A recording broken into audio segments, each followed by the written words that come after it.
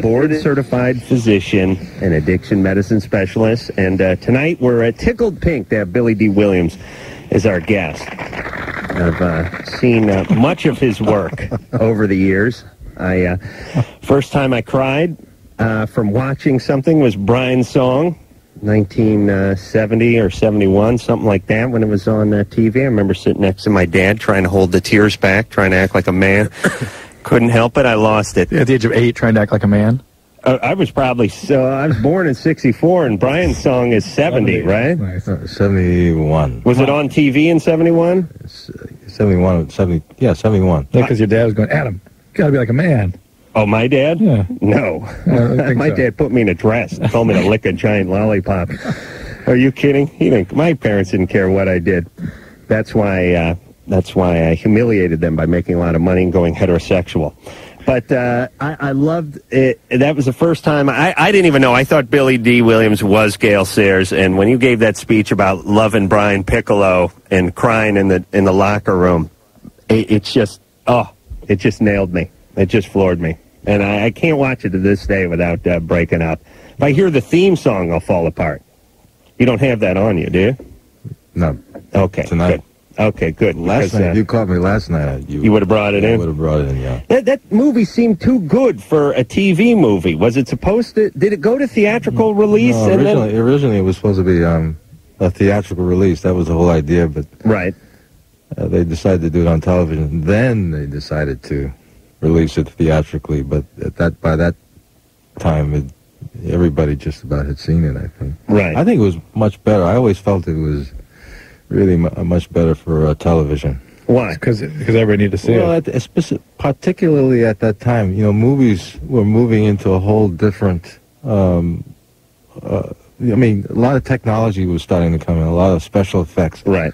A lot of violence and a lot of more graphic things were starting to happen at that time. And I think, Brian's Song was just the kind of thing that works better. It seems to me it works better for television. Well, it worked. It worked on me. And Billy Dee, by the way, is in The Ladies' Man, which I didn't even know about until last night when Tim Meadows informed us that he was coming in here for sort of a 1-2 punch. Tim Meadows was in here last night, and Drew was looking through the bio and couldn't find your role. No, I found the role. I couldn't find a description of the role in the plot. Oh, that's what I meant. Doing. Yes, you're in. We know you're in the movie. We want to know what you're doing. I know what the character is. I just don't know what the purpose of the character is.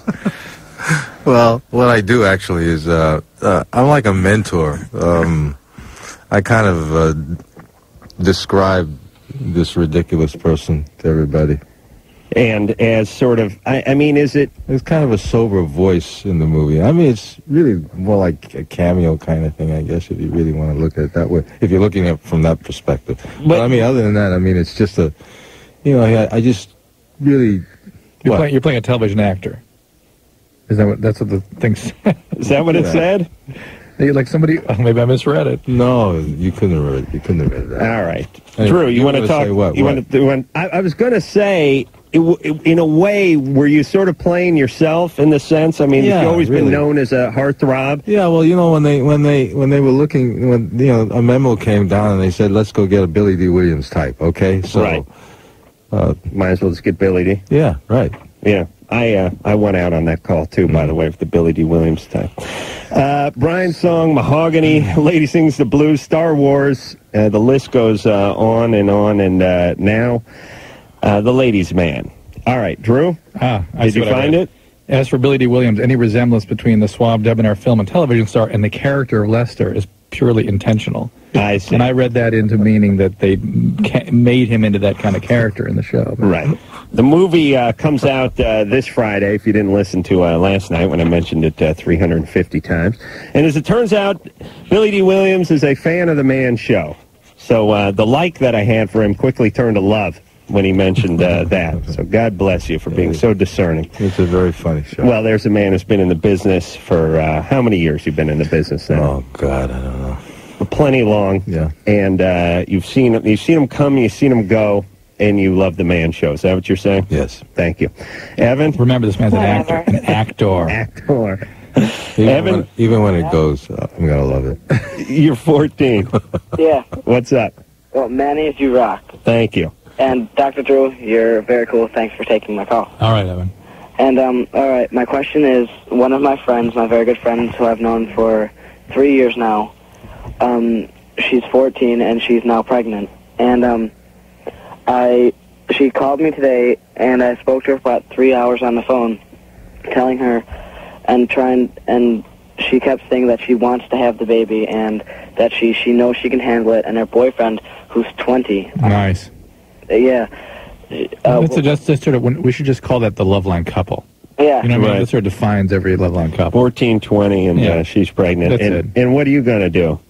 All right, well, I was talking to her a lot this afternoon, telling her that, this is really illegal. Once they find out about this relationship, he can get in big trouble for this. Do you like her? She's okay. Yeah, you like her, right? I don't know. You talked to her for 3 hours on the phone. Mm-hmm. Hey, you know what's funny? Remember when you used to talk to women for 3 hours on the phone?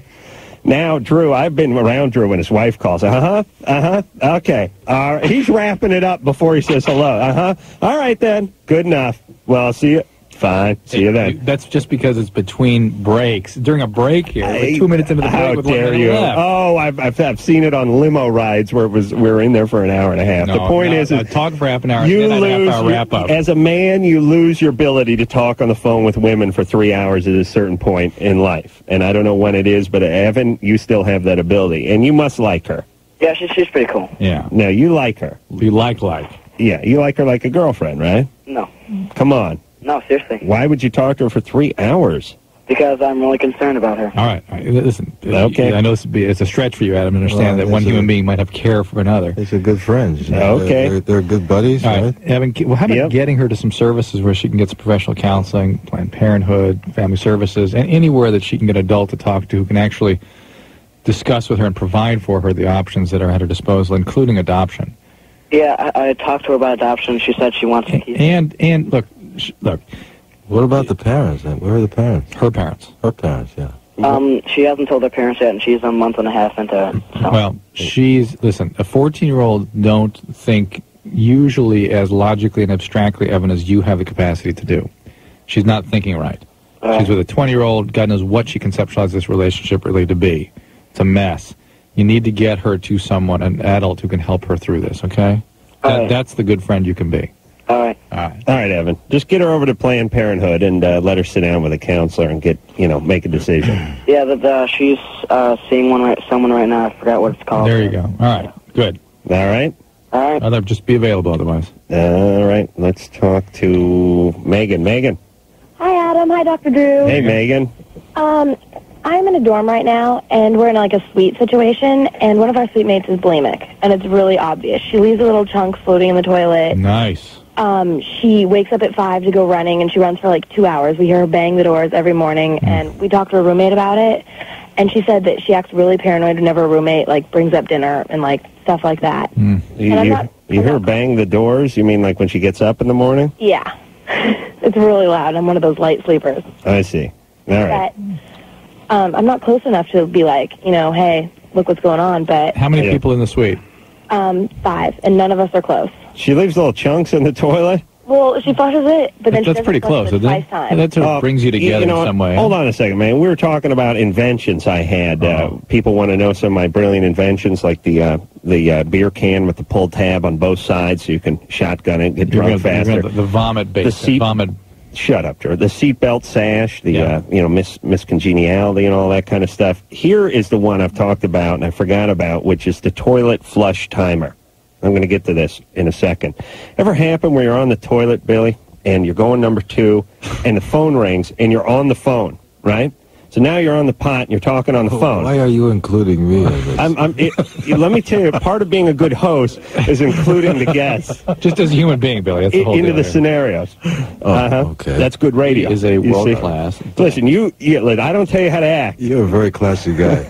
You're just noticing. Drew, you're on the toilet. toilet. I'll include Drew. You're on the toilet and you're talking on the phone, right? And you're doing number 2. And you don't want to flush the toilet while you're on the phone, right? No. Because you don't want the person who's on the other side to be alerted that you're on the toilet. Finish, set a timer, and walk away. So what you do is you get up and you walk away, and then you forget about it. Yeah. And then like the maid or somebody shows up, girlfriend shows up the next morning or in another hour, and you're in another part of the house, and they got to walk in and find that mess. You hear a scream. Now, if you had the toilet timer, you set it for about 10 seconds, you walk away, flush the toilet, shut the door behind you. And don't you think there should be some sort of vomit bib also? Yeah, that goes around, so it doesn't get outside of the bowl. Right, it never stays, does it? I'll look into that. Megan? Oh, leave a note, Megan. She should do a double flush, please. I know, that's why I think it's like a sign that she wants to get help. Maybe this will, and maybe this will bring you all together a little bit. And you understand that bulimia, to the extent that you're describing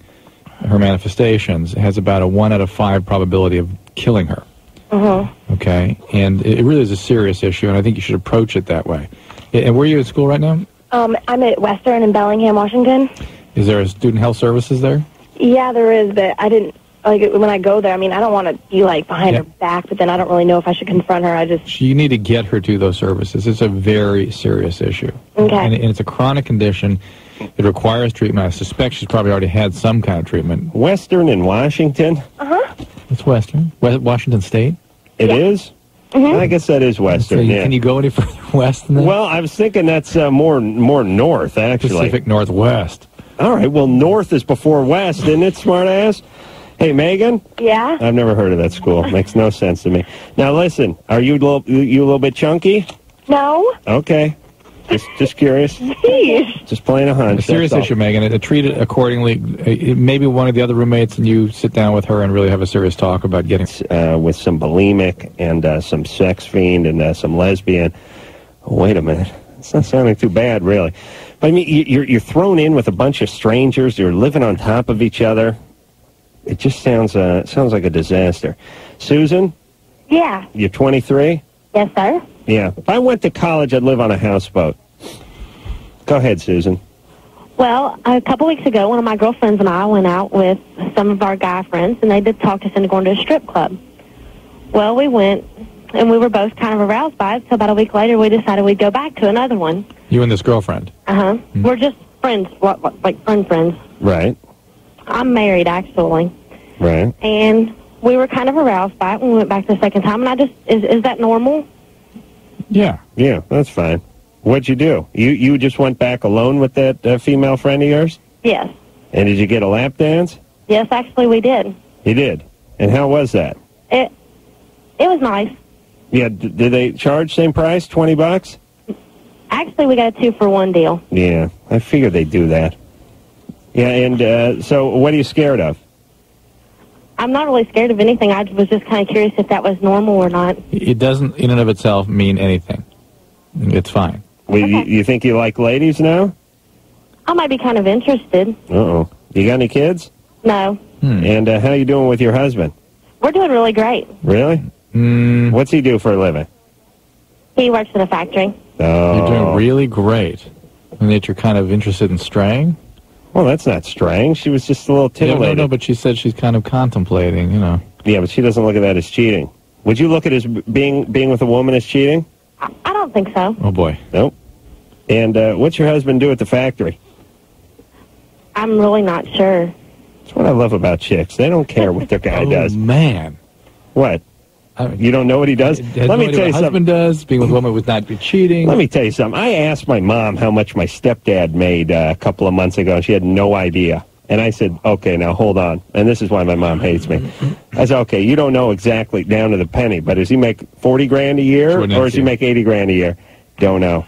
I wouldn't accept that, by the way. And then a big argument broke out because I end up calling her an idiot. And that's where the big argument comes in. She doesn't know what her husband does, and she's sort of thinking about the ladies. Susan? Yes. Yeah. This doesn't sound great. How long have you been married? Just a couple months. Yeah. Months. You're already thinking about, experimenting a little? Well, I'd actually been thinking about it for a while. I see. Is your I'd even talked to him about bringing another woman in. Okay, here we go. Now we're getting to it. History here. All right. What's up with you? Were you sexually abused when you were younger? No. Huh? Were you physically abused? No.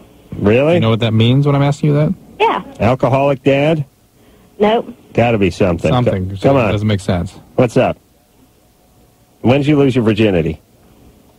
When I was about 15. About 15? And that means 14. Yeah. Any rapes? No. Huh? Nope. No rapes? Nope. I don't believe you. Yeah, it doesn't fit. Either that, it's something. No, it's wrong. not that it doesn't fit. It's just you're not answering it right. Yeah. Susan, seriously. Okay. Tell us the truth. No, I really haven't. I'm just actually, I guess, kind of curious more about females. Okay. No rapes. Lost virginity at 14. How old's the guy? 22. Yeah. Now we're getting somewhere. Okay, so the guy's 22. You're 14 years old. That's a rape, by the way. That's child abuse. Okay. Susan. Yes. Okay. Now, so we got to figure out what set you up for that. Right? What do you think of your dad? My dad and I aren't close. What's up with What that? happened with him? He's just never had a lot to do with me since I was little. All right. Why? I'm not sure. All right. Was he out of the house? Yeah. Oh, did you know him at all? Yeah. What kind of guy was he? He was all right. And he didn't drink? No. And the Not at all. stepdads? Were there stepdads? Uh-uh. Yes? No. No stepdads. And he didn't drink? No. Your dad? What did he do? Did he drive a truck or something? No, he's a preacher.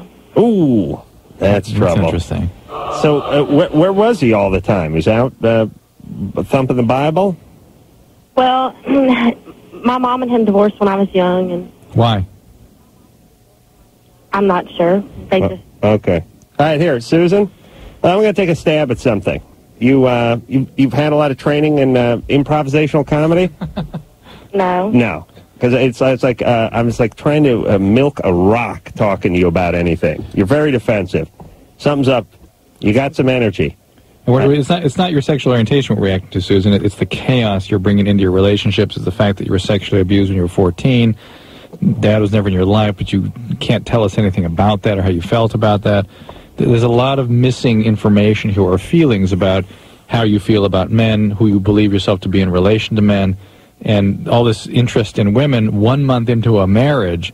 3 months.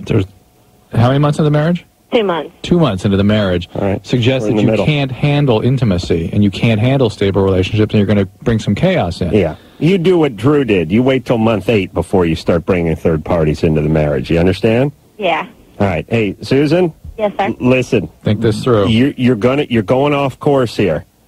You understand? Okay. All right. So be a little more honest with yourself before you pursue all this stuff. Okay. All right. And don't have any kids. Okay. Thank you. Thanks. Yeah, there was something. I mean, just go There to was strip stuff bar and there. arouse. It's like, no big deal. Then all of a sudden, And listen, ladies, you saying you lost your virginity and putting about before your age? Are you kidding me? You think I just fell off the turnip truck? You women, every woman knows my grandma is 84. She'll tell me the day, the month, the hour, and the exact age she lost her virginity. I won't bring it up. She'll just bring it up to me, as she's done time and time again. Paul? Yeah, hi. What's up? You're 24. You're on with Billy Dee Williams, and he's going to be in The Ladies' Man coming out this Friday. All right. I had a question. About 2 years ago, I got sent... Hold on a second. I got to apologize. But our callers cannot even... They can't even muster an ounce of fake enthusiasm. or of acknowledgement, even. Yeah, they don't even acknowledge. Thank you, Adam. Thanks for saying. Billy, hi. How are you? You're lucky he didn't go... we have a lot of this. I want to say hi to Drew. I want to say hi to Adam and their guests. I've never heard of him. And if I have heard of him, I don't like his work. So here's my question. Yeah, at least you didn't get a negative. You just got a grunt. That's pretty good. Hey, Paul. Okay. Yeah, Ladies' Man coming out this Friday. I'll go check it out. Yeah. Hey, Paul. There you go. Right on. About 2 years ago, I got sentenced to prison, and my girlfriend at the time decided we should get married. So I figured, why not? Because I'm going to prison. I get conjugal visits. Sure. Well, I didn't really want to get married. No, I mean, not with that future. I mean, you're going places. You don't need that ball and chain holding you back. I was. So, Sure, you're on a fast track to success. And I didn't want to be married, but, she'd been with me through all this. Right. And I get out a few days ago, and I'm looking for a friend's phone number through her phone book, and I find the number for 1-888 Not Too Late, Now, she stopped taking the pill when I went to prison because she wanted to get pregnant. With you? Correct. Right. And I don't know why she would have that number and listen to your show the whole time I'm in prison. I know it's for abortions or to stop a pregnancy. It's to stop a pregnancy. Right. It's not for abortions. That's interesting. So, and I asked her about it, and she had no reason. She got mad. She started throwing things at me. Wow. Saying, I've been by your side for 2 years, and you question me. Uh-huh. Oh, hold on. Yeah, the girl does protest too much. You asked her about it, or you got drunk and threw an ashtray at her, called her bitch, and then asked her about it? No, I wouldn't do that. You just asked her about it? Yeah. You bitch! All right, no. You cheated on me. Okay, so you're thinking she may have cheated? I'm sure she did. Why would she have that number? But already you were attacking her for having cheated? Yeah. Well, this is interesting, because you know she wanted to get pregnant with your child. Yeah. Is that what you're saying? Correct. How often do you get conjugal visits in prison? You get them about every 30 days. Really? What do? You go to a trailer, or they drive you to Four Seasons? No, they have little apartments on the grounds. Nice. Take you out there for 3 days and leave you there. What kind of shape is that carpet in? Oh, it's nasty. Jesus Christ. And you can get married in prison and get conjugal visits, right? Yeah. I mean, you didn't have to get married before you went in. No. I see. And what happens? I will get to the question in a second, but I'm very interested in the concept of the conjugal visit because, as you know, I never get done being outraged at the fact that certain notable criminals have actually sired kids while Ted Bundy had a daughter while he was in prison. I don't want to have kids. She's 32. I'm 24. Paul, you're missing the point. Yeah, you're no Ted Bundy. But listen, what I'm saying is imagine that. Imagine you're one of the victim's parents of Ted Bundy, and he has a couple of kids while he's in the clink after killing your daughter and raping your daughter. How would you feel about that? And I think Tex Watkins, the Manson family member, has like 3 kids that he sired since he's been in prison. Listen, we going to lock these guys up or not? It drives me insane. So you had your conjugal visits, and did you use protection? Did you try to get her pregnant? I didn't want to get her pregnant, but she didn't want me using protection. Okay, so what'd you do? Just have a good long talk with your sperm before you went into the apartment? She didn't get pregnant. No, she didn't get pregnant. So, were you pulling out? No. No, I know. He wasn't doing anything. I know his argument of I didn't want to get her pregnant is a horrible argument because he's having intercourse with her. Right. And I wonder, are you allowed to time a conjugal visit for when you're ovulating? Billy, what do you think? I have no idea. You don't know about that? Outside of our range of expertise here. Oh, my God. I would do away with that in a second if I was a warden. All right, so Paul, now you think she's cheating. Because she had that number. Right, but, okay, and she didn't give you a good reason, like it was for one of her friends, or she was listening to Loveline and just thought she'd put it in the book, or whatever. She couldn't come up with any reason. Okay, and you gave her a chance to come up with the reason. Correct. So you think she was seeing another guy, and she would call that number in case the other guy got her pregnant? I think that... How would she know who got her pregnant, though? No. What? What she's saying, if she has a slip, sheets, condom breaks or something, she's got that... Aha, so you think she was using protection with the other guy. Or if she had sex unprotected, she would go ahead and call that number to protect her in that encounter. All right. Well, Paul, maybe this thing wasn't made in heaven. Or, you don't have any kids, I don't know. Which is a good thing. And okay, what if she did have a little indiscretion? You were behind bars after all. She's still committed to you, yeah. What about it? Well, that's the thing. I don't want to be with her, but I don't have the heart to leave her because she's stuck by my side. Right. And all that. What were you in for? Too many possessions. Of drugs? Yes. Have you cheated on her? Of course. Of course you have. Before we were married. Yeah, you're an addict.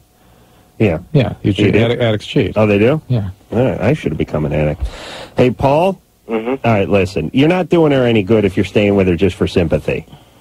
Okay? And after all, you'd been cheating, and he doesn't want to be with her, though. He wasn't really that into her. He didn't want to get married. He just got married because he was going into prison. She's obviously a desperate person if she's wanting to hurry up and marry a guy who's before he gets carted off to jail. And these whole conjugal visit things, I'm telling you, the idea that women are being bussed into prisons attempting to get pregnant from convicts is not a sound policy. There's something wrong with that.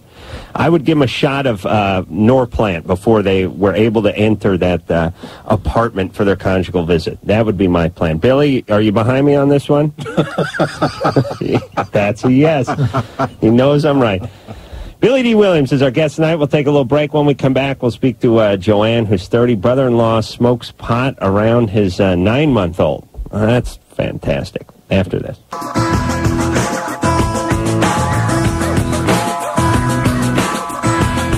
It is Loveline. I'm Adam Carolla. That is Dr. Drew.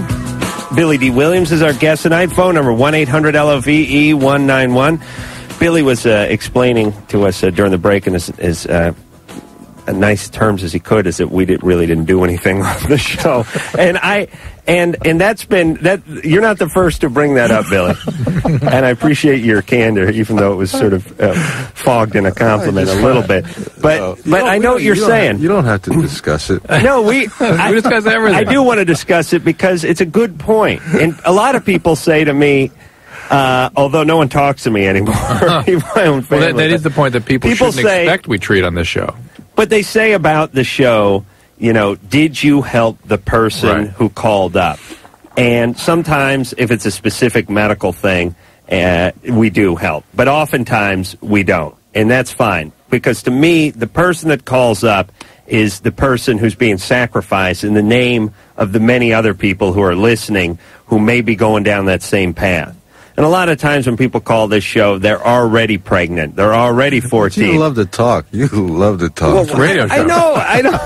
What am I going to do, though? I can't dance. It's a love it. Look I can't dance. Everyone listen to me. Blah, blah, blah, blah, blah. He's accusing me of talking.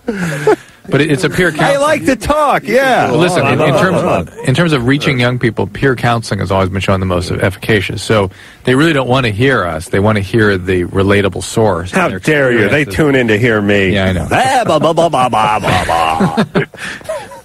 So, all right, Billy. We got off to a good start, but now our relationship's starting to come unglued here. You love to talk.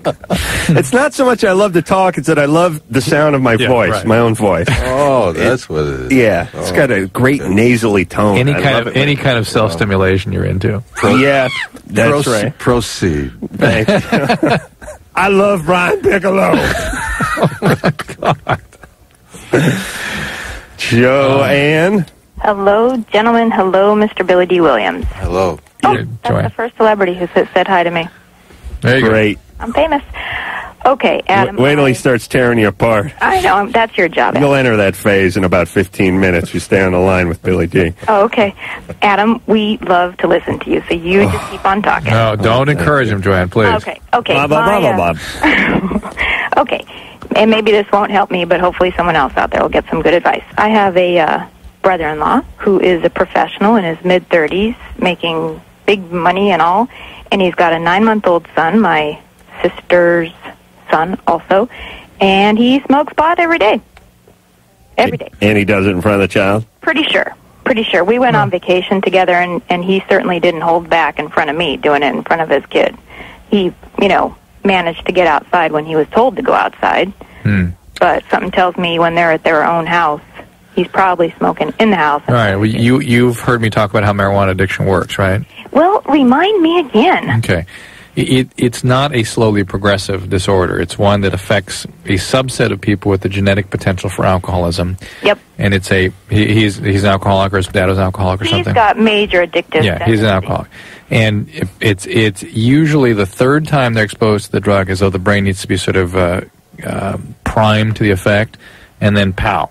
They have this very intense euphoria. It's the most wonderful thing they've ever found, and they wake up every morning thereafter thinking about take the guy back to junior high, thinking about using it again and again and again. They use it pretty much every day or every day for somewhere between 1 and 20 years. Right. And why this great variability, no one knows. But as somewhere along there, the effect wears off. They start getting depressed, forgetful, anxious, sometimes panic attacks. Well, and he's pretty much there. The guy can't sleep anymore. All right. Well, now is the phase when they'll start really escalating the dose. They'll start using a lot more and a lot stronger kinds of pot. Well, what's up with your sister? Why do you think she was attracted to this guy? Your dad's an alcoholic? Yeah. Yeah. Okay. So your dad's an alcoholic. She found another alcoholic, and this tip, she needs to go to Al-Anon. Now, the interesting thing is she's gotten him to stop drinking, so he doesn't drink. Yeah, but marijuana is a more difficult thing to stop, and the depressions that come when they stop can be very severe and actually dangerous. She needs to go to Al-Anon. That's the one thing that's likely to really get him into meaningful treatment. Okay. Get her to Al-Anon. Stop focusing on him. Make sure she gets a sponsor, works the steps, and as she starts growing in that treatment, amazingly, suddenly he'll show an interest. It's almost magical how this happens, but it does almost always. He'll be interested in doing something about this. Now they have Al-Anon for toddlers. Alateen. Yeah, I see. Yeah, I mean, and he's really good at manipulating because she will use recreationally, like not very often, but it's enough for him to be justified. Oh, Right. So is your worry that the child is being exposed to smoke, or that it's just seeing what's going on? I mean, it's just a future of growing up with a dad. And the thing is, you can't even say that he's, a failure in his life because, he's... Look, there will be consequences from this drug use, and the child, even if he were raised by a different family, who nobody used any drugs, would have a 50% probability of becoming an addict, or of inheriting the potential of that disease anyway. So he's got it on both sides. Well, whether it's one or both sides doesn't matter. It's still 50%. Okay. And then the most important prognostic indicator for that child is a parent in recovery. All right. So get your sister, Alan. Billy, can I talk? I want to say something for a second. Yeah, please. True. Yeah. Why is it's 50% no matter whether it's one parent or both parents who have the alcoholic gene? It doesn't follow classic genetic penetrance. It's a series of genes that don't segregate in Mendelian fashion, if that makes sense. So you don't know? No one knows. Joel? Drew, why is it everything that you don't know, nobody knows? Because I know if this... Isn't there stuff other people know that you don't know? Yes, this is not one of those things. All right. Joel? Hey, mayonnaise, what's up? Hey, what's up, Joel? You're 16. That's my main mayonnaise. That's my rap name. Yeah, it's cool. Thank you. I was wondering what the long-term effects of shrooms are. Nobody knows. Nobody knows. Another thing nobody knows. But so Drew doesn't. I saw somebody the other day that was having sort of typical post-hallucinogenic effects, a lot of mood and panic and things that we see from ecstasy after pretty heavy mushroom exposure. So we expect to see that kind of thing, and I'm beginning to see it here and there. Really? Though it's not so likely to occur as, say, with ecstasy or with LSD. Yeah, people don't seem to do enough of them. They don't do as much of them, that's right. They don't do as big a dose, they don't do it frequently enough to really get the brain effect. One of Drew's greatest disappointments in life is that not enough kids are doing mushrooms so that they can get any definitive information on it, right, Drew? That's a great disappointment for me. Yeah. You never done mushrooms, though? No. Billy, ever done mushrooms? No. That's your thing, huh? No. Everything else, though, right? Nothing. Really? No. Nothing? Nothing. Nothing? Not a thing. Boring. No pot? Boring. Somebody said boring. I don't know who that That's was. it. You never did any drugs, I lead a very boring life. Really? Yes. Wow. This is all a major shock to me. All Really? the things I'm listening to, yes. We're used to it. Yeah. Hey, I've done mushrooms. I had a good time. But I did it once. I did it for the first time when I was like 19 and proclaimed this was the greatest day and the greatest drug ever. And then promptly did it again 7 years later. So I see it's something that people have trouble doing on a constant basis.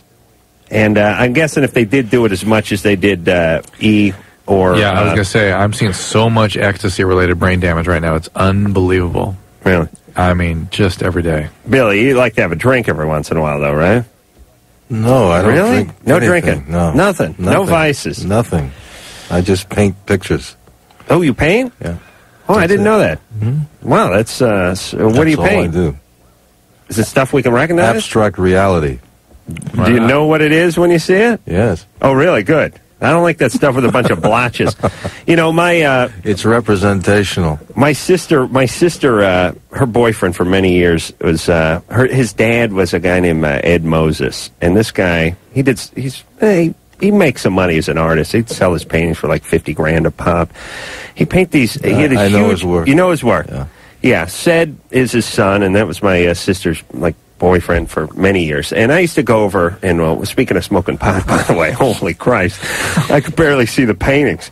I had to get a fan in there to try to see the paintings. But I'd go look at his work, and he had these big canvases, 6 foot by 8 foot, just big round circles on them. And it was like, how much did that one go for, Ed? $50,000. Really? I think I could do, if you give me a basketball and some house paint, I think I could do that. Did you train somewhere or just? No, yeah, I trained. Yeah, I was. I grew up in New York City, and I went to a school called the National Academy of Design for the Fine Arts. Mm-hmm. I spent 2 years just doing painting. Yes, on the scholarship. Won a Guggenheim. No kidding. And a Hallgarten when I was 18, 19 wow. years old. Yes. But don't you have to be tormented to be a good artist? I mean, you're good looking. You've had a good career. You're not strung out on heroin. How can you be a good artist? How dare you? Well, how dare you? Where's your strife? Easy. There are all kinds of struggles in your life, right? They don't have to be about taking drugs. Okay, but admit you'd be a better artist if you bottomed out with heroin, right? No, you're not right. Okay, or if you're ugly, don't you think you'd be a better artist? I am ugly. Oh, how dare you call yourself ugly? That means we're all mutants, by the way. All right, we are actually mutants. All right, now you're scaring me. Billy Dee Williams is our... We're more about the blood type than about anything else. Well, what does that mean? You work it out. All right. Billy Dee Williams is freaking me out. I'm going to go take a good long look in the mirror and urinate. Drew, you coming with me? I will. I'll protect you. I need help in there. Loveline, Billy Dee Williams is here. The ladies' man coming out this Friday, and we'll be right back after this. It is Loveline. I'm Adam Carolla. That is Dr. Drew over there. Phone number 1-800-LOVE-191. Billy Dee Williams is our guest tonight. You will find him coming up in The Ladies' Man, which is hitting the theaters this Friday. And we're just looking at a picture of Billy's work. Did you burp when you came in here? No. Why? You smell something? Yeah. Garlic? No, it wasn't me. Garlic. No, I didn't eat garlic tonight. Yeah. What is this? Is this turn into some kind of friar's roast with you two? Please, stop ganging up on me. You know, I appear to be strong, but I'm frail. He's hideous!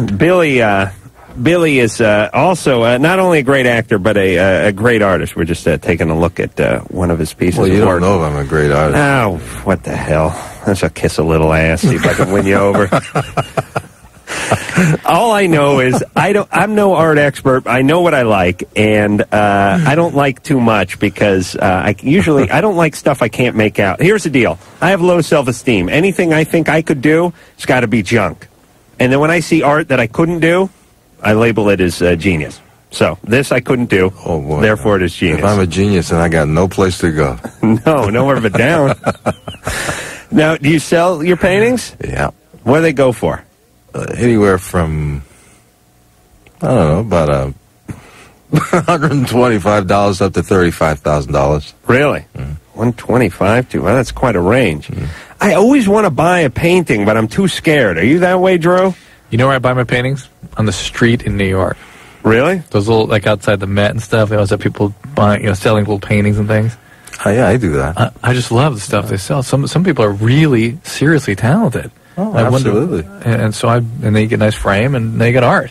One time I had a job. A friend of mine called me, said he was going to Santa Barbara. He had a job setting up art, and they would have these auctions. I don't know what you call these things. You load a van up with 100 paintings, you take them out to some gymnasium, and you just set them up on 100 easels, and the townsfolk come in and just sort of bid on big sofa-sized crappy paintings. And we were unloading all of this art and 100 paintings, and I wasn't paying attention to many of the paintings, but one stood out as being hideous to me and to my buddy John, who was sitting out. We were thinking to ourselves, this thing will never sell. This thing is junk. I'm getting a headache looking at it. It went up for auction, and this one guy fell in love with this thing, and he said he said, I have to have this painting. I don't care what it costs, and I'm calling it Love of Life. Oh my God! And it was at that point I realized there's no counting for taste. Art is subjective. Very well. No, more that he was an asshole than art is subjective, as I've explained to my mom many times. But anyway, Billy actually does have talent. I like to buy one of his $125 paintings. By the way, want to give out the website where people can see it? $125. I did my take on The Empire Strikes Back. I did a painting of it. So now I decided to do 1,000 signed lithos. Oh, I see. That's the $125 one. I could still go for that. Yeah. Yeah. Okay. Yeah, I could do that. The question is for Billy Dee Williams. Is there a website where you can see your paintings? It's Billy Dee Williams, worldart.com. Oh, really? Mm-hmm. Or bdwworldart.com. Well, there you go. No space. There you go. And this guy... Also, I got 2 books out that I co-authored, too. With pictures of your art in it? No, just books? No, a book about psychic spying. Really? Remote viewing, yeah. You doing that to me now? Yeah. Oh, Christ. Because if you can pick up, I'm thinking about my ass sweating right now. Your ass sweating? It's working. Really? What? Well, tell us about that. The first one is called SciNet. It's PSI/NET, and the second one just came out. The first one did very well, so it's in paperback now, but the second one came out in August called Just in Time. Now, this is an actual thing that I think our government has worked with psychics who attempt to spy. Started in the 40s with the KGB, and then the CIA picked up on it, and they had some... Oh, yeah. Well, work like a charm. I mean, what about Bay of Pigs? We knew exactly what the Soviet Union and Cuba was up to. It's all about the sixth sense, and I think that's always a fascinating subject. But does it work? I mean, is it... I think there are some people who are quite capable of using it to some degree. Can they document it? Do you know what I'm saying? I mean, is the government still involved with that? I don't know, but I would say probably. You think so? It could be. Well, it's great for covert activity when you really come right down to it. It's great if it works, but if it doesn't work... Well, evidently it did work up to some point. Right. To some degree. Well, I guess if it works 10% of the time... More misses than hits, probably, I'm sure. Right. And the only problem I can think of is that the misses could be semi-catastrophic if you buy into them. Do you know what I'm thinking right now? No. Are you interested in that? Do you have any of that ability? No. No, okay. That means yes to me, by the way. Mary? Uh-huh. You're 21. Hi. What's up?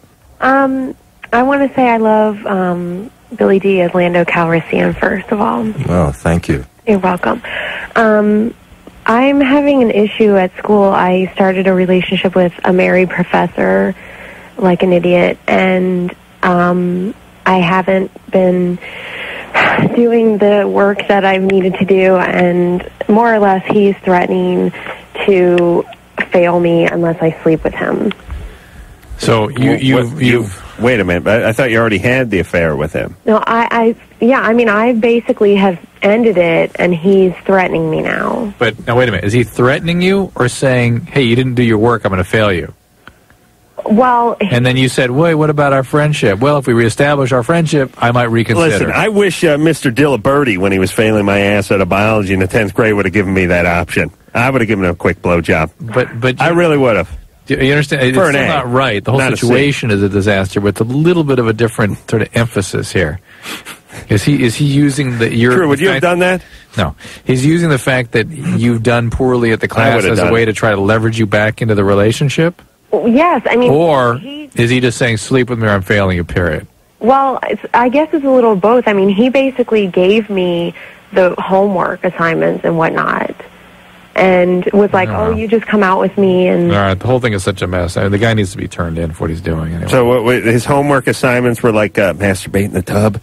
Like stuff like that? Or the actual work? Actual work. The behavior is completely out of line. And you got to report this. And you need to retake this class. First off, how is she going to report it, though? She has an affair with him.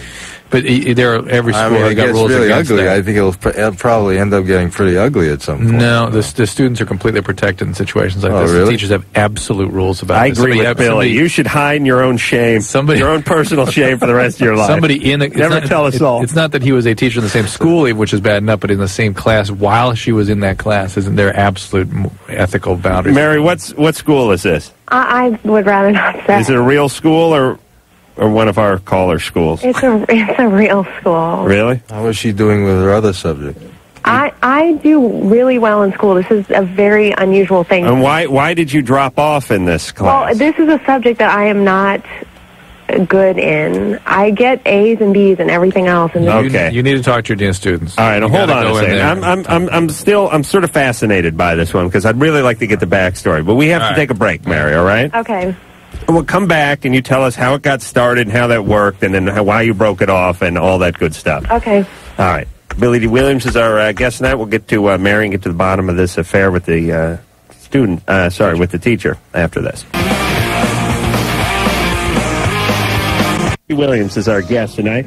He's fascinated in our show, but not so fascinated that he's going to stay another goddamn hour. Or even another goddamn minute. Or goddamn minute.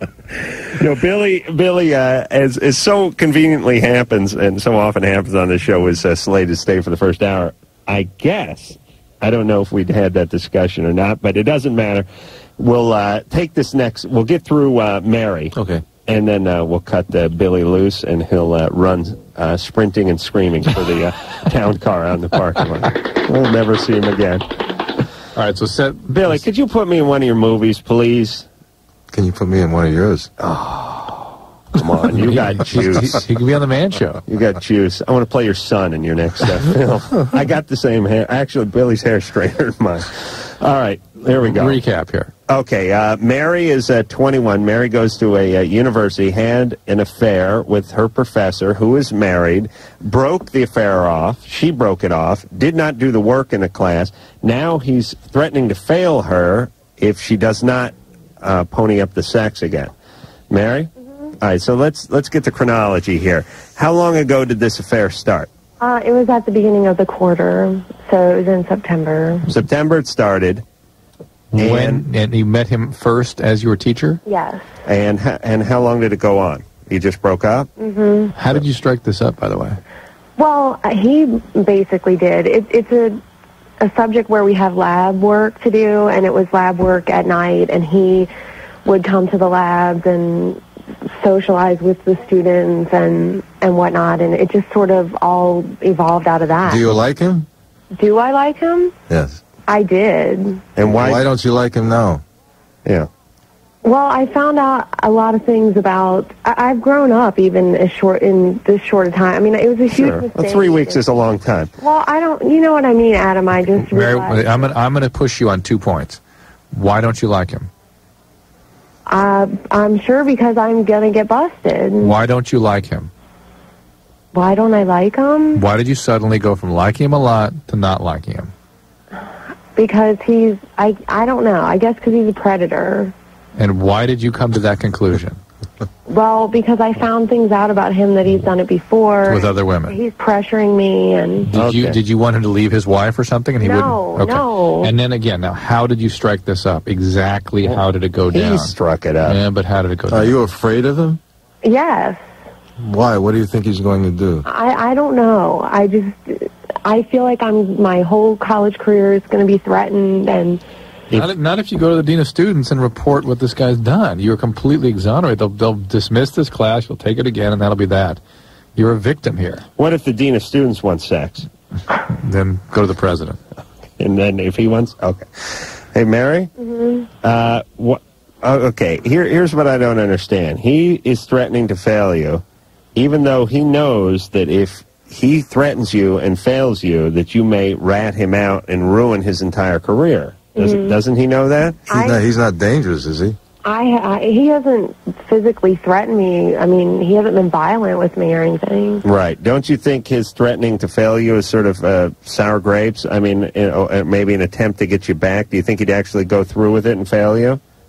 He sounds serious, but I guess we don't know until the... You've got to report this guy. Well, wait a minute. I have a more realistic... What is the subject, anyway? She won't tell us. Biology, chemistry, something like that. Is it something big? Is it something that... It's something that's required for me. Okay. Mary, here's your plan of action. Are you listening? I'm listening. When does the class end? In about 2 weeks. Okay.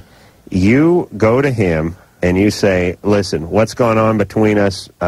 You made some mistakes. I made some mistakes. Neither one of us wants anyone to find out about this, although you stand to lose a lot more than I do. Make sure you point at him when you do that. If someone finds out about this, I understand I haven't been doing the grades, and I understand you're upset. But here's the deal: let's reach a little compromise. It's called the B plan. You give me a B, and I leave you B. You understand? Mm-hmm. You fail me, and I'm going to the dean of students, and you're going to open a big can of worms. Give me a B, fine. I'm moving on. You move on. That's life. That's the way the world works. Is my word good enough? I don't have any proof or anything. You're fine. You're a chick. Are you good looking? Yeah. All right. He'll believe you. He's done it before. That's how guys work. This advice is coming from a man who wears plaid brilliantly. I wear prison clothes to work.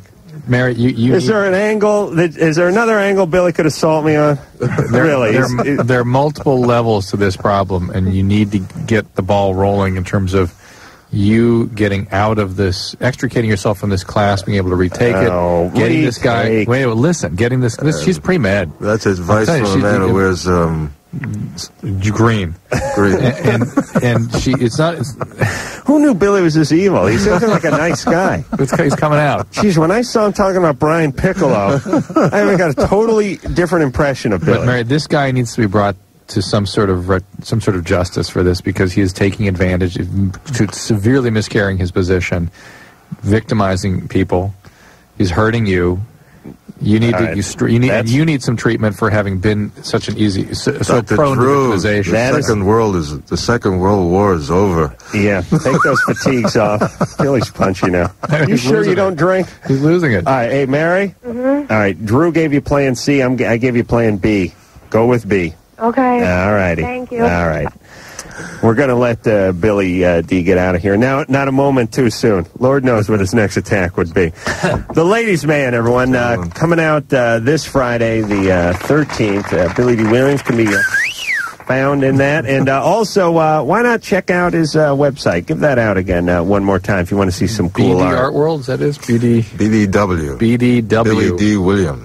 Worldart.com. One word. No spaces. And BDWworldart.com. Check that out. Nice to meet you. It's my pleasure meeting you. And it really is. And I do enjoy your show very much. Oh, good. Thank you. Not quite as much as though he originally led you to believe. No, well, the bloom is off the rose between me and Billy, that's for sure. But that's all right. And I see great things for you.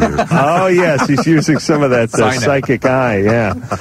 All right, Billy, get the hell out of here. Okay, goodbye. Thank you very much for coming in. Thank you both. And I know this was a hit-and-miss experience for you, but please, if you got another project to plug or something, come back. Okay. All right, we'd enjoy having you. Dash back here. Running back. Thank you for inviting me. Thanks. We'd love to see you. All right, the great Billy Dee Williams, everybody. Drew, you ready to hop on another phone call here? We go. Nice to meet you, sir. Thank you very much. Interesting. It's always, the thing that's interesting about this job is people you've seen and you've appreciated for many years. You get to sit across from them and have them make fun of you. Have them attack your character. It's great. No, he was a nice guy. Bianca? Yes. You're 21. Yes, I am. What's up there, Freaky Deaky? Wow. Actually, I was calling to ask you, Adam, out on a date. Where do you live? I'm in San Diego. All right, well, why don't you come on out here? Let's get a look at you. All right, now how do I go about doing that? Well, you hop on the 405. It's 2 hours away, though. Head north. She'll have to come up tomorrow night. All right, why don't you come by tomorrow night? Okay, sure. Are you actually serious? Well, I'm not saying we're going on a date, but you can come by. He may only just look at you through the glass window here. I'm sure. Yeah, he may not actually talk to you, but he'll take a look, right? Exactly. Right. Yeah. You want to come on out? If I can, yeah. All right. Shall we put you on hold and talk to Ann? Doesn't she have to do more than that? Or everyone's going to call and ask for it. Oh, really? Well, it couldn't be that easy. I don't know. Remember that time I had the listener take me to the airport? Oh. What? Why? You screwed my morning up, not just yours.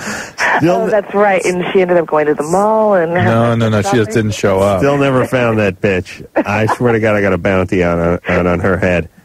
Oh, I cannot believe that. Me running up and down a rain-slick canyon road with a week's worth of luggage. Oh, my God. And you were loaded, too.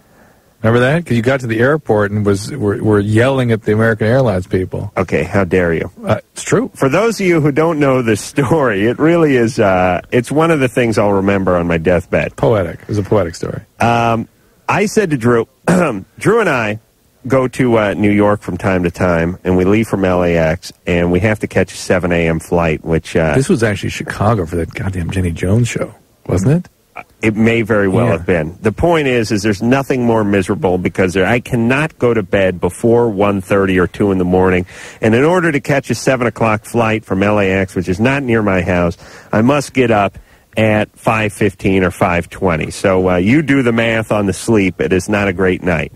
I wanted Drew to come pick me up on his way to the airport because I did not want to. We were going to be gone. It wasn't for Jenny Jones. It was for something because else. we were going to be gone for like a week. Okay. And I want to leave my car at the airport parking lot and have a $150 tab. And I said, Drew, that is ridiculous. We both live generally in the same area. Half hour my way. Okay. Yeah. Oh, how dare you? During peak traffic hours. Yeah. Yeah, peak traffic hours at 5:45, you jackass. All right, go ahead. Tell the story. Well, don't get me riled. So I said to Drew, come pick me up on your way to the airport, and we'll split the cost of the parking at the airport. He said, I can't. I don't have time. I said, why not? I have to go to the hospital. I have to make the rounds. I said, what time? You have to make the rounds at? Well, I'll make the rounds at 5:30 in the morning. I said, Drew, it's 12 o'clock at night right now. Right. You're going to make the rounds at 5:30 in the morning before you get on a 7 o'clock flight to New York? Yes. So here's what Drew says. Why don't you come home with me? You can sleep on the sofa. This is not when Drew's living in the compound, by the way. This one is living in the Sears gardening shed. Cottage, yeah. He paid too much for on top of some hill. You can go sleep with the dog on the sofa in God knows what kind of dried kitty vomit. And then when I make the rounds at 5:30 in the morning, you can wait in the car. And sleep. Yeah, and I said, will you crack the window so I can breathe? I said, Drew, how dare you? I'm literally a millionaire. I do not wait in the car. You were not a millionaire at that point. I was literally half a millionaire at that point. The point is I said, that is ridiculous. You pick me up. Drew said, no, I will not pick you up. I said, I will not drive myself to the airport. I took a stand. If people know I'm a man of character. And conviction. And conviction. I take a stand on things like driving myself to the airport and other things I have to do for myself. So I said, I will get a listener to drive me to the airport before I drive myself to the airport. And I said, here's what I need. I need a woman because I don't need to be raped by a man on the side of the 405. Second thing I need is a newer, safer vehicle, something that's not going to break down, something with an airbag in it. And I need the person to be responsible because they have to come pick me up at 5:45 in the morning. Right. Okay, good enough. So I put the call out. I got a couple of girls calling in, did a little screening process, found out, decided on one of them. Always trust my gut. And I said to this young lady, listen, you realize it's, you got to pick me up at 5:45 in the morning because I got to make a 7 o'clock flight. And I'm not talking about 6:10. I'm talking about 5:40. You can't miss. She said, no worries. I get up early. I get up at that time anyway. As it turns out, she lived on Gower in Santa Monica or something. She literally lived down the street or down the hill from me. I said, fine. I gave her directions. And then I started thinking about it. Do I want to give her directions to my door? I thought, nah, I don't think that's a great plan. I'm leaving town for a week. She's going to have a party in my house while I'm gone. I will tell her to meet me on Beechwood down the street from my house, which means I have to go down 785 stairs. Yeah. They have all these stairs that connect the streets up in the hills. I'll go down those stairs. It'll still be worth it. And I'll tell her, just meet me up the hill on Beechwood there. Don't meet me right at my house. So I gave her very explicit directions about where to meet me, blah, blah, blah. Went down the stairs. Now it's dark at 5:45 in the morning. It's misting. I went to bed at 2:15. I'm completely out of it, and it's actually raining. It's drizzling, so it's sort of dark. It's like, I guess what the weather's like in Scotland. It's like a Dr. Jekyll and Mr. Hyde scene. Yeah. A London fog. Right. You see it coming down around the streetlights. Yeah. So there I am, standing with a week's worth of Samsonite and underpants, wearing an overcoat, wearing a pair of boots, standing down. It's still dark, and I'm waiting. And I'm standing down there in Beechwood, and it's raining, and it's 5:15, and it's 5:50, and it's 5:53, and now I'm getting a little nervous. Maybe she didn't know the directions. Now what do? Drag the suitcase with me and go walk a block around the corner? Maybe she's parked just at the market, just around the corner. Leave the suitcase out on the sidewalk, hoping someone's not going to walk their dog and steal it, and I go jogging down the street. Then I realize, okay, maybe she passed by this area. She's waiting on the next corner. I can't see around the bend. Drop the suitcase, run the other way. Finally realize it's like 6:08, and I think to myself, this bitch ain't coming. Yeah. And I'm standing. Now, by the way, my house is 1 million stairs, and it's wet, and I got 2 huge suitcases, and I'm wearing, a sweatshirt and an overcoat. And you know what? I'm chugging up that thing. And I'm dragging that stuff. And now you're really late. Oh, now I'm hauling late. ass. Now I'm hauling ass, and I'm leaving about 6:10, and I'm hauling ass up these stairs, and I'm sweating like a drug addict at the top. And I throw the suit, I run up my house, grab the keys, I jump in my car, throw the suitcase in there, and now I'm cursing this bitch the entire way, and I'm hauling ass. And I know Drew's at the airport, and I know he's waiting for me, and I know we got to do Jenny Jones or whatever the hell we're doing that afternoon, and I got a 7 o'clock flight, and I'm chugging. I'm chugging like OJ through that airport, man. I get there, and I get to the airport at 6:47 or something. It's a 7:05 flight, and I'm running, I'm chugging, and I see Drew in the distance. He's yelling, Anna, come on, buddy. Drew, you're on the plane, and you got off the plane, right? This is Florida. I remember this now. Oh, yes. Yes. Yes, I was on the plane. I left the coat on the plane. Yes, we were doing a speaking engagement at the University of Florida. 8,000 people showed up. Actually, 8,000. No, actually 8,500 people showed up at the event at the basketball stadium, the biggest gig we've ever done. I'm running like a maniac. Drew's yelling at me. We get to the gate. And they pull the purple sash across the gate. That purple rope. Right. Just right across. And the plane is parked there. Yeah. And Drew's coat is on the plane. And I'm looking at the plane, and Drew's looking at the plane, and I'm looking at the pilot, and there's a, sheet of glass and 10 feet before the plane, and I say, you don't know what I've been through, but let's just get on this plane. Nope.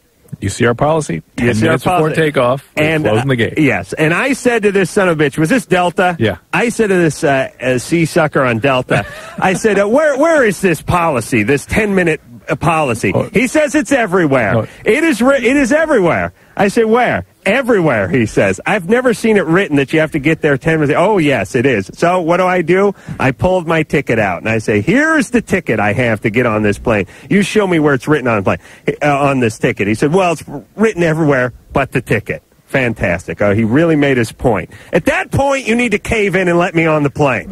But no, he does not let us on the plane. And here's the ironic thing about all this stuff, because I've not been let on many planes. The argument that you have about why you can't be let on the plane takes 10 times as long as the goddamn walk to the plane would take. 10 times. Easily. And so I say to the guy, please, you don't know. By the way, the plane is still here. Just let us on the plane. And he says, no. And so I finally say to him, and I think this confused him, I want to talk to the guy from the commercial. And he says, what do you mean? I said, I've seen the Delta commercial. You know the friendly guy who chases the guy through the airport because he left his attaché case on the bench, the guy that helps the old woman, the guy that opens the door, that guy. Where is he? Go get him. I started yelling at this poor MFer. And he had no idea who that guy was or what I was talking about. It was just the rantings of a madman at that point. And it was yelling. Oh, yeah. Make no mistake about it. Now Drew's yelling at me for being late. we were yelling at each other, yes. And I'm yelling back at Drew, and Drew's scared assless because his $2,000 cashmere camel hair raincoat that his wife just bought him is on the plane that he's not on. And if anyone knows Drew's wife, he knows there's a new a-hole torn for him. Although she spent your money to buy it. I do remember the word sea sucker flying around there multiple times. And now we're into argument. We're into like minute 15 of this argument, still staring at the plane. Yeah. Captain waving at us. The bottom line is not getting on the plane. I'm covered with sweat. Drew's new coat is on the plane, and there's I a band on the plane. There's a band on the plane. Yeah, they were just up here. They were up here about 6 weeks ago too. The same band. They were on this show the night before. Yep. And that. We'll think of it after. All right. Well, anyway, never did get on the plane, and I'm still looking for that bitch who would not pick me up that rainy morning. And if anyone knows who she is, or if she's listening, please, we'll get her. I'll bury the hatchet with her if she can call in the show. All right. Well, line 2. Oh, yeah. That's Bianca. That's right, yeah. That's what got you going. Oh, yeah. Hey, Bianca? Yeah? Yeah, what'd you want? You want to ask me out? Can you drive?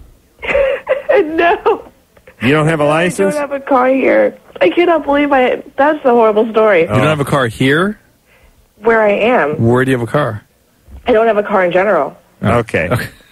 Listen, you're too dumb for me. I don't have a car here. Listen, all you idiots. On Earth. I think you're going to... I don't have a car here on Earth.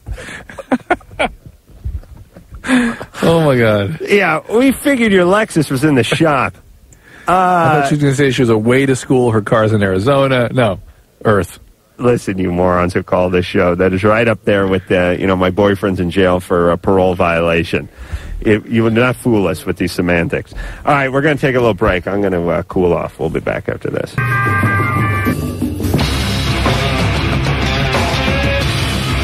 Yep. That's what's wrong with the world, Drew. Oh, boy. Phone number, 1-800-LOVE-191. A very bizarre and strange encounter with Billy Dee Williams tonight. He was giving me the stink eye, but he liked me. Kind of. Yeah, thank you, Drew. Thank you. It's important that people not know that he liked me. Really, in a more total way, but that he just sort of partially almost liked you. Yeah, that's right. And but he had a sense of humor about it. Interesting guy. All right, Drew. That's good radio. Want to bang some stuff together? Todd? Yeah? You're 25. I am. Hey, Todd. Or hey, Dr. Drew. Hey, Adam. How you doing? Hey, Todd? Yeah. He's nervous. hey, Todd, I'm guessing that's not your real name if you're calling us that. No, it's Todd. Really? It's actually my middle name. So. Okay, all right. What's up there, Todd? Anyway, my girlfriend, who is 25 also, has started having orgasms with me for the first time. And she kind of squirts when she has her orgasm. And I'm just wondering, A, is this normal? And B, what is this? What's coming out of her? It's a clear fluid. It's a female ejaculation, and there's a bunch of glands there that can produce this fluid. Okay. And it's a normal thing. Okay. You just never hear of it, and I was just... It seems like we talk about it at least once an hour every night here. Okay. Do you listen to the show? Not often enough, I guess. Because, it does. I think we talked about it last night. Yeah. If I'm not mistaken. It does come. We did. I know we talked about it last night. That one last night was having it before orgasm, remember? Right. And she for her it was urine. Yeah, we thought it was urine. All right. So how much comes out, Todd? Not a whole lot. Enough to be noticeable, actually. I see. And she's very conscientious about it and really doesn't know a whole lot about it, and neither did I. It's normal, and she needs to calm down, don't you think? I don't have a problem with it. And she wasn't having orgasms until you?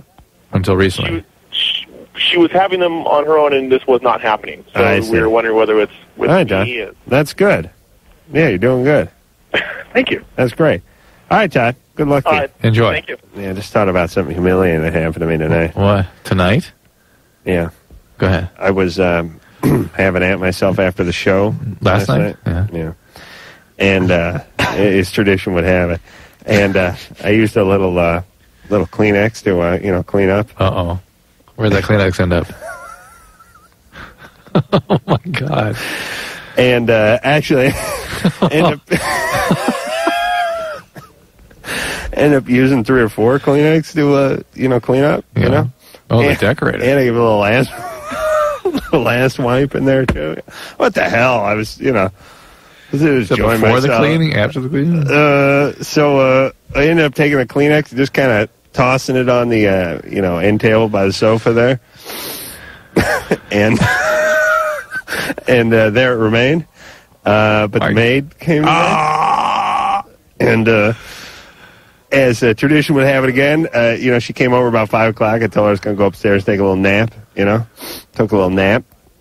Woke up about 5:45 and thought, "Ooh, geez, I wonder where that Kleenex is." Thought I better get down there and check that, and it had been cleaned up.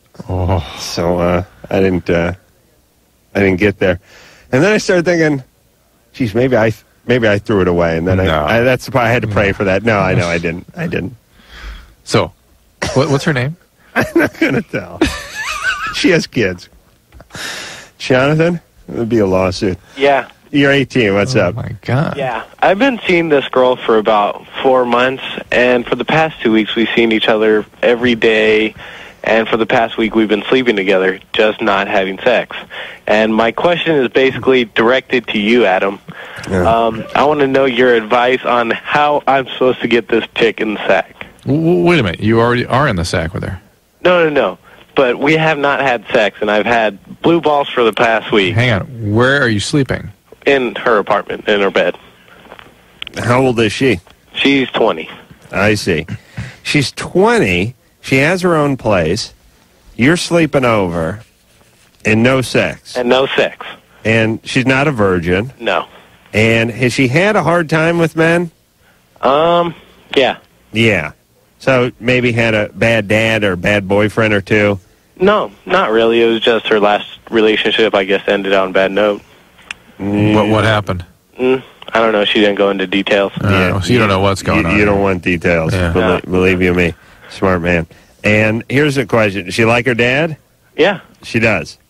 What's she doing? Going to school. I see. Junior college? No. Have you told her you would like to sleep with her? Yes. And what does she say? Basically, she says we're friends, and then she begins to, or we stay up until 7 in the morning, just going at it. Yeah. Going at it? Yeah. Doing what? What's that mean? Just, fooling around, basically. Yeah. I suspect Jonathan's not abusive enough. You know what I'm saying? It's that thing. Does she grab your honker at all? Beg your pardon. Does she make contact with the honker? Yeah, not as vulgar as that, but she makes it known. She touches you? Yeah. She gets to your junk? Yeah. Yeah. Okay. Here's my theory about this. Okay. It's not because she's a prude. Because he's too nice. It's because you are the kind of guy she wished she was attracted to. Right. But she's not attracted to you because you're a nice guy and you're a pliable guy. Right. And she's used to a-holes. You get that? You know what I'm talking about? I know exactly what you're talking about. That's the drill here. And what she's basically doing is she's trying to get herself to like you. Like, come on, this is the guy I should like. Like, when I'm with the a-holes, this is the guy I always say, why can't I find a guy to treat me right? Why can't I find a guy who respects me? Why can't I find a guy who wants to stay up all night and talk and blah, blah, blah? And there's a part of her, it's afraid to get open with him, too, for fear of falling into that more real connection that's been so painful for her in the past. Right. Okay. So, here's the answer. He needs to weave some booze into this situation. You understand? Jonathan? Yeah. You need to get some booze going. Does she drink? No, she hasn't. Unacceptable. She 5 doesn't. months. For what? Oh, she used to drink? Yeah. She's an alcoholic? No. She just stopped? It was her choice. She wanted to. Who's in the background? My neighbor. I see. Okay, listen, if she stopped because she wanted to... She had a problem. She had a problem with People booze. who have a problem don't stop. They Perfect. just go along with it. You got to get her back on the booze. Oh. If she has one wine cooler, she'll have 80. Believe me. Now, listen, So- what about pot? You get her on some pot? Who? No, okay. What was the deal with her last boyfriend? Do you have any idea? They were together for about 3 years. And what was the deal? Why'd they break up? I don't know. Once you look, I would predict. Do you know the guy? No. Was his name Kurt? Steve. What? No. But he was an a-hole. Okay. You know what I'm saying? You don't know what he did. You don't know what he drove. You don't know anything. All I know is I guess he was a nice guy to her, but I apparently dicked her out at the end. All right. Hey, Jonathan? Yeah. You may be in a little over your head. You got to wake up a little bit here, pal. You're 18. You're with the 20-year-old who's got her own pad. Ugh. I spent many, forget about many, my entire career dating, going out with women that were over my head, out of my league, too old for me, two together. It doesn't work out. It really doesn't. The number. We had to go over that personal rating system. There's nothing, that's fine. There's nothing worse as a guy who is 18, 19 years old trying to go out with some chick who's 20, 21, who has her own place, who's got her life together. You're way out of it. She wants to go out with some guys in his late 20s and has his ass together. And women, and I guess men will do this too, but women will really do it. Women will really spend time with a guy they're not that interested in and spend a considerable amount of time with him. Men may want to have sex with a woman they're not that interested in, but as far as staying up all night fooling around or penny for your thoughts or let's go to the mall or let's go catch a matinee or let's go antiquing for 7 hours. Unless there's a goal in mind. No way. Right? Not unless he's trying to get in her pants. Right, and he's got a goal. He's got something in mind. But here's what I'm saying. If he's not that interested in her, he's not going to spend an entire day trying to get in her pants. He may spend a couple of drinks in an hour. You know what I'm saying? Yeah. Women will hang with a guy. Believe me, I know. I've had many a woman who was not interested in me physically hang with me. Did I say many? I meant all. Oh, Jesus Christ. That's why Jonathan needs to find himself a nice 16-year-old. No, an 8-year-old. Really? 17 to 9-year-old. All right, you want to talk about the personal rating system? Sure. This offends people, but it's something we haven't discussed in many, many years. Yeah. Months and years on this show. Everyone has a number. You can't argue with it. And people try to give me a hard time with this, which is, I do not have a number. Yes, you do. It's not all about looks. It's not all about how big your cans are. And for guys, it's not all about what car you drive. It's everything. And you have a number. And your number is different from one gender to the next. And from one year to the next, too. Numbers change. They can, yes. Meaning, for a woman, looks is more important. I mean, her number obviously has more to do with looks, whereas a man, that's a little bit lower down on the scale. For instance, it's 4 categories. Now, what is it with women? It's face, it's body, it's pliability, or just sort of ease of maintenance, ease of hanging, and personality. Not in that order. But they're all good for a certain thing. You give yourself a 1 to 10 in each one of those categories, divide by 4, and that's your number. All right? And you can't argue with it. And the reason for men, it's looks, personality, position. I say position because it's not so much about how much money you make. It's what you're doing that makes you that money that women are interested in. I mean, there are guys whose daddy left them $10 million, whose women aren't nearly as interested in as a guy who's on TV. Or a guy's running, Greenpeace or something. You know what I mean? Whatever. Yeah, working with cats or something. Yeah. Okay. What was number 4 for guys? Let's see. Looks, personality, position, and sense of humor / spirit. Yeah. Women are very interested in a guy who's dynamic or has a sense of humor, or these guys that like to tell jokes or go mountain biking or whatever. Right. They're attracted to that. Whereas with men, we don't care if a chick's dynamic. Like, I'm going bungee jumping. Great, take your pants off. I'm going to do the eco challenge where we hike through the Gobi. Take your pants off. That's how guys are. Now, guys, you mean like 18, 22-year-old guys? No, I'm talking about all guys. No, come on. Not that interested in a chick who's going to do the eco challenge or is going to change the world. As guys get older, they're more interested in. It's a factor, but it's not. It's not bigger than breast or ass, which is really great. It really shows how far we've come as men. Which is, yeah, this chick. Well, basically, Mother Teresa passed the torch to her, but her ass is a little big, so I ain't interested. She's doing the Lord's work, but she's got a little dimple on her ass, so I ain't interested. And so you want to be at the same number as your partner? Here's what you want. Oh, up above. You would like to find, ideally, you would like to get someone who's a point to a point and a half, maybe 2 points higher than you are. What if it's 4 points higher? 4 points, no good. Doesn't work. Their friends will wise them up eventually, and they'll dump you, whichever way it is, whether it's the male being higher or the female being higher. Eventually you'll wake up to the numbers difference. Absolutely. And people say, listen, what do you mean it has to do with love?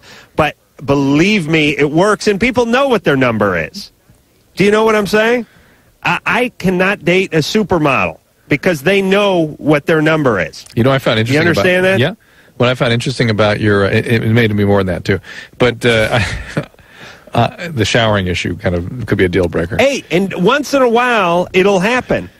Once in a while, a supermodel, once in a very, very, very great while, a supermodel will go out with some Joe Schmo guy. Right. But how long does it last? Right. She wises up eventually. There's too big. When the number is too spread out, it does not work. The other thing I found interesting about this, when we you and I had gone out and talked about this a little bit, women always take exception to the idea of looks and position.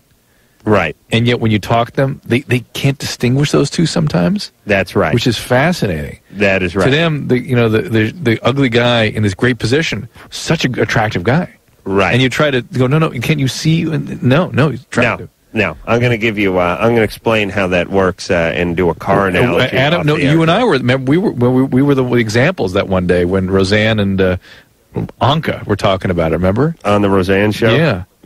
Yes. And we said, well, for instance, what's our number? And they go, oh, you guys are very attractive guys. We go, no, we understand. We're making an example that we're not.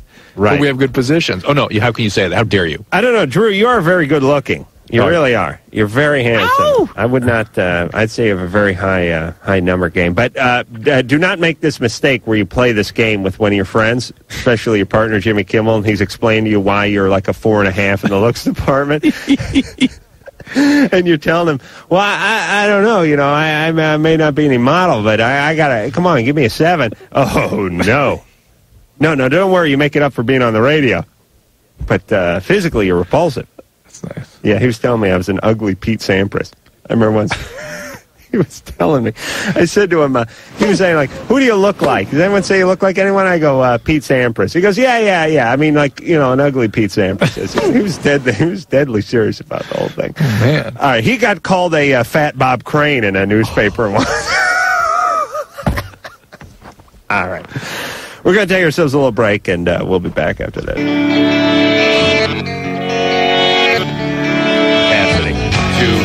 To appreciate, yes. It's just not as you can't apply to the human, though. It definitely applies to automobiles. Yeah. That's right. All right, it is Loveline. I'm Adam Carolla. That is Dr. Drew. I was explaining to Drew about cars during the break.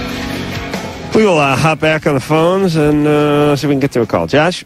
Hey, what's up? You're 14. Yeah, I got high blood pressure because I don't know why they just started at the beginning of the football season. And I was supposed to get a stress test, but they had to put me on blood pressure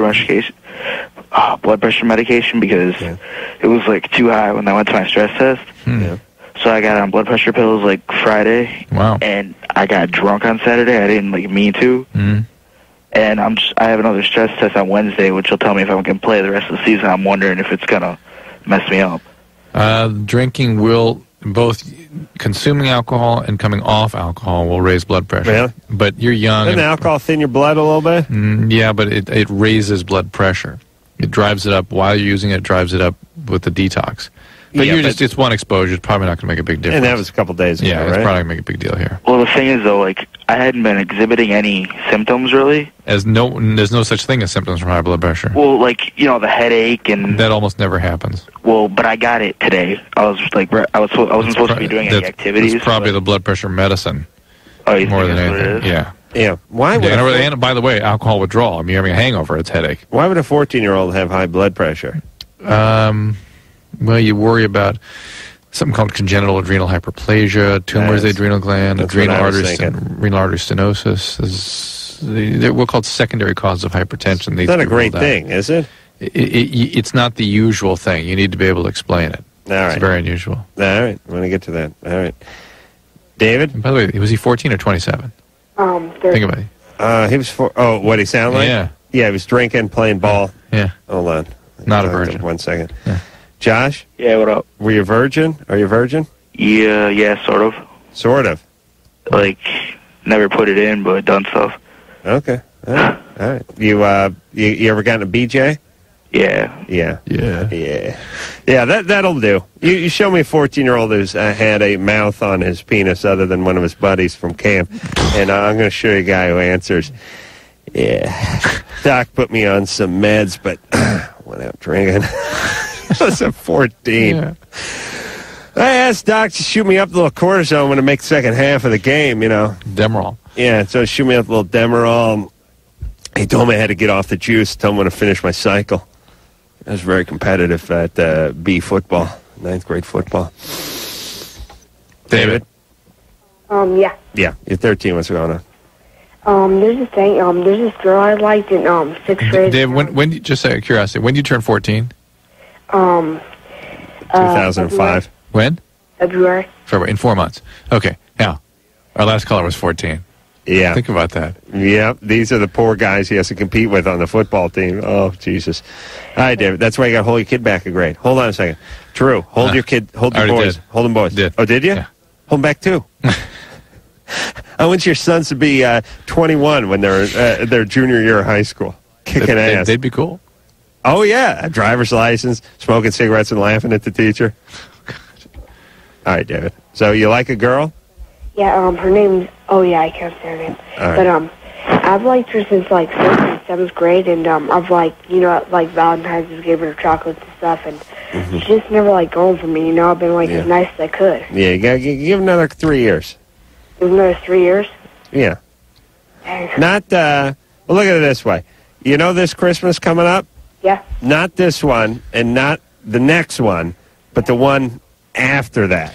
Being nice doesn't determine whether a girl's going to like you. Oh, no, it doesn't. No. Adam still cries out in pain when he thinks about that fact. But I was just at a dance a couple weeks ago, and there's this girl. I thought she was a 6th grader. She's shorter than me, and she said she thought I was the hottest thing on the floor. And said you were the hottest thing on the floor? Yeah. Was anyone else on the floor? Yeah. Okay. And were you dancing? Did she like the way you danced? Because I'm not much of a dancer, but I found out she was in 8th grade, and I'm going to probably go out with her, but I can't, find her. You can't find her? That's why I always put a homing beacon on them, migrating bison. Yeah. Attached to their earlobe, so I can find them. So, hey, she go to your school? Yeah. Yeah. You should be able to find her. Should be able to find her, right? The thing is, I go to Booth Thicket. It's a huge school. You go to Booth Thicket? Yeah. Booth Thicket? What's it called? Booth Thicket. Booth Thicket. Yeah. All right, it's the John I don't know if John Wood, the guy who shot Lincoln, and then who else? What'd you say? Okay. And there's a lot of kids in the school? Yeah. Yeah, but you still should be able to find her. She said you were the hottest thing on the dance floor. Yeah. There you go. Yeah, I'm looking for her. All right, David, you'll be fine. Slow down. Here's the deal, David. Here's the deal with the ladies. Yeah. Okay. Make your attempt at a woman, ask her out, what have you, and then if she doesn't like you, then you move on to the next one. They will let you know if they're interested. There's no doubt about it. And continue to work at it will not improve the situation. I'm going to say something amazingly profound right now. I'm ready. Everyone listen up, and I hope you're all sitting down. Women do not let you know when they're not interested. They let you know when they're interested. Mm-hmm. Now, everyone absorb that for a second, especially girls that are 14, 15 years old. They will not tell you to leave them alone. They will not tell you to stop talking to them. They will not tell you to stop walking them to the locker. They will not tell you any of that stuff. They will give you a string of reasons why you two cannot go out.